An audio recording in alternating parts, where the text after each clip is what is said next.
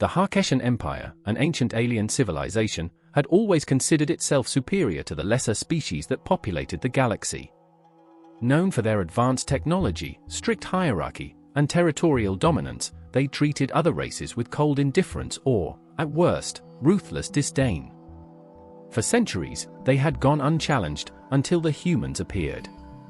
The tension began with a small misunderstanding.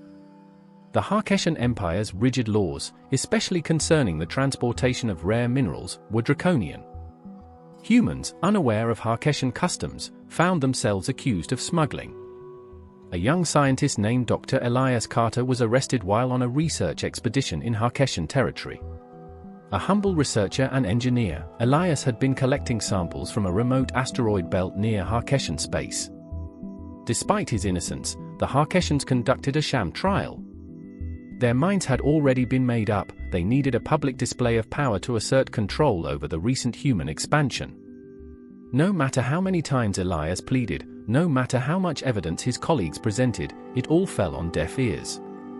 In their arrogance, the Harkeshan rulers considered human lives trivial. Elias was sentenced to death. His execution was broadcast across both Harkeshan and human communication networks, a spectacle intended to reinforce Harkeshan authority. As millions watched in horror, the Harkeshan executioners ended Elias' life in a brutal, cold display of power. Humanity mourned. But mourning turned to fury. In the days following Elias's execution, a shift occurred on Earth. Humanity had been tested in wars and conflicts for millennia, and this cold-blooded murder only brought their resolve to the forefront.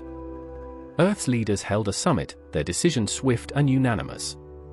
The Harkeshans had crossed a line, and now they would face the consequences. Humanity's response was surgical, precise, and overwhelming.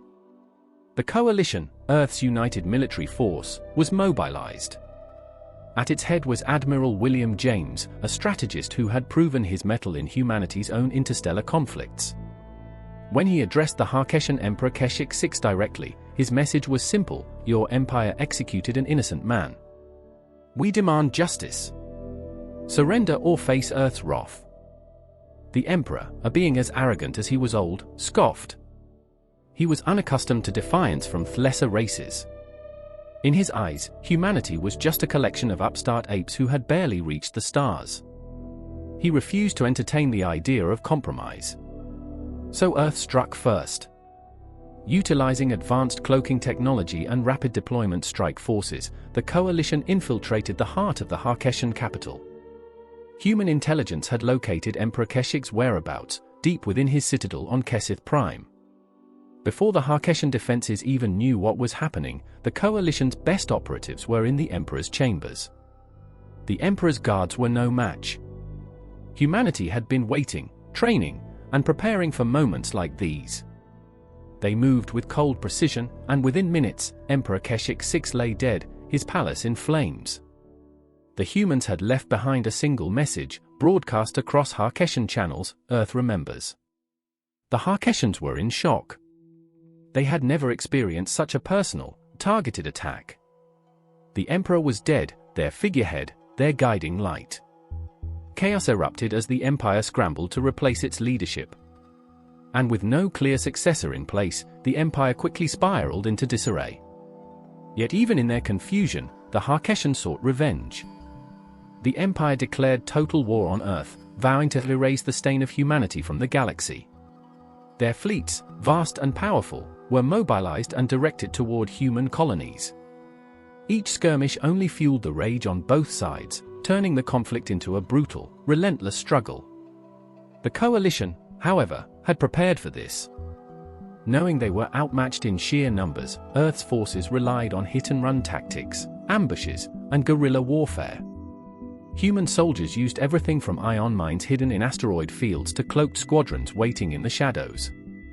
Every engagement was meticulously planned, every victory savored. Earth's engineers and scientists pushed the limits of their technology, advancing their weaponry and defenses at an unprecedented pace. The Harkeshans were not accustomed to such unconventional tactics. They were used to victory through sheer force, through intimidation. But the humans did not fight for dominance or control, they fought for survival, and for justice. The Coalition's forces turned each battle into a reminder of Elias Carter's execution, making the Harkessians pay for every inch of territory they took. After years of constant warfare, a critical juncture arrived. Humanity had developed a weapon that would tilt the scales in their favor, the Sparrow Protocol. Named for its light, elusive nature, the protocol involved a sophisticated network of drones, cloaking devices, and AI-driven attack patterns that could dismantle entire fleets. The Coalition deployed the Sparrow Protocol on the outskirts of the Harkessian Empire, targeting supply lines, military bases, and key infrastructure. Within weeks, the Harkessian war machine began to crumble. For every ship the Harkessian sent, they lost twice as many, unable to keep up with humanity's relentless, adaptive tactics. At the heart of the Sparrow Protocol was General Sam Jones, a former tactician who had seen the horrors of Harkessian occupation firsthand. Sam had one guiding principle: make the Harkessians suffer as much as they had made Earth suffer. His strategic brilliance was matched only by his ruthlessness. As the Harkessian Empire reeled, their morale shattered. The loss of their emperor, combined with Earth's relentless assault, had sown dissent among their ranks. Generals questioned their orders, governors rebelled, and territories declared independence. The Empire was beginning to fracture. With their power waning, the Harkessian High Command made a desperate move. They assembled every available ship and launched one final assault on Earth. Their goal was simple: annihilate humanity's home planet and crush any remaining resistance. But the Coalition had anticipated this. Earth's defenses were fortified, with every citizen and soldier ready for the assault.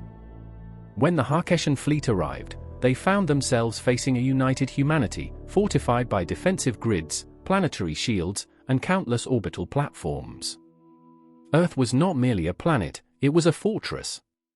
The battle that ensued was the largest in galactic history, a spectacle of fire, steel, and desperation. Harkessian ships clashed with human forces in brutal skirmishes, but humanity's defense was resolute. The Coalition's forces held their ground, pushing back wave after wave of Harkessian attacks. The final blow came when the Coalition unleashed a last resort weapon, the Eclipse device. Built in secret over years of war, the device emitted a concentrated electromagnetic pulse capable of shutting down entire fleets. As the Harkessian armada drew closer to Earth, the Eclipse device activated, rendering most of the alien ships powerless. In a matter of hours, the mighty Harkessian fleet was reduced to drifting wreckage. Human forces swept through the remnants, dismantling what was left of the Empire's once proud armada. The survivors were given a choice: surrender or be destroyed. In the aftermath of the war, the Harkessian Empire ceased to exist. What remained of their territories fractured into independent states, each too weak to challenge humanity. The Coalition established a peacekeeping force, ensuring that the Harkessians could never rise again. Earth's people mourned the losses they had suffered, the lives lost to Harkessian brutality. But they emerged stronger, unified in a way they had never been before. Humanity had proven to the galaxy that they would not tolerate injustice, that they would protect their own, fiercely, and without hesitation. And for those who thought to challenge them, a silent message echoed across the stars: Earth remembers.